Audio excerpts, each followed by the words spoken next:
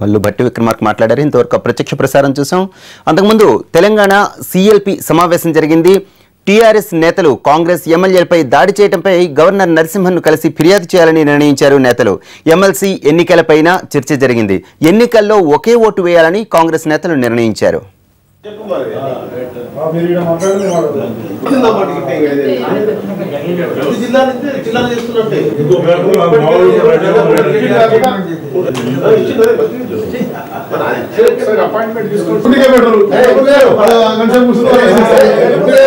Meeting నడుస్తుంది.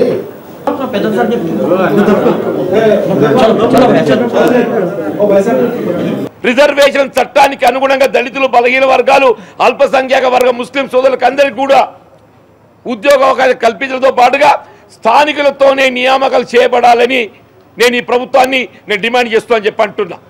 Otherwise మీరు కేవలం బడా పెట్టుబడిదారుల కొమ్ము కాయడానికి మాత్రమే ఈ ప్రభుత్వం ఉందనే ఒక అభిప్రాయం, భావన ప్రజల్లో స్థిరపడబోతుంది అనేటువంటి ఒక అభిప్రాయం కూడా నేను వ్యక్తం చేస్తున్నాను.